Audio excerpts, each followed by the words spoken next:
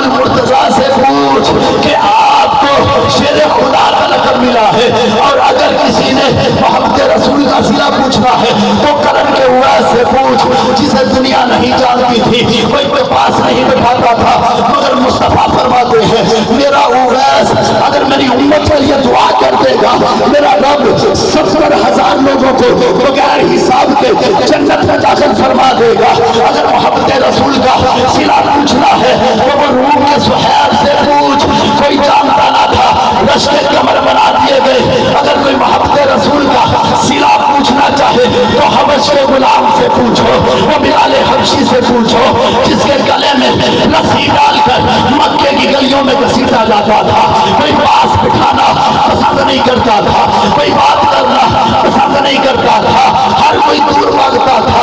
जिन्हें तकलीफें दी जाती थी कपटी रेत पर लटाया जाता था, वो अहद की सदाएं देती थी। फिर फतह मक्का का दिन आता है, फतह मक्का के दिन बड़े बड़े रुआसा, बड़े बड़े अमीर, बड़े बड़े हस्बों कसम का दावा करने वाले नीचे खड़े हैं। मेरे आका फरमाते हैं मेरा बिलाल कहाँ है, मेरे बिलाल को बुलाओ। बिलाल को बुलाया जाता है, हजूर फरमाते हैं बिलाल काबे की छत पे खड़ा हो जा, आज तू काबे की छत पे खड़ा होगा। बिलाल कहते हैं मुझ जैसा गुलाम जिसे कोई पास नहीं बिठाता था, जिसे मुंह तक कोई नहीं लगाता था, जिसके गले में रस्सी डाल के गलियों में घसीटा जाता था, तपती रेत पर लगाया जाता था, कोई पूछने वाला नहीं था। आज वो बिलाल कैसे काबे की छत पे चढ़ेगा? हुजूर फरमाते हैं बिलाल यही तो फर्क मिटाने आया हूँ, गुलामों को इज्जतें देने आया हूँ।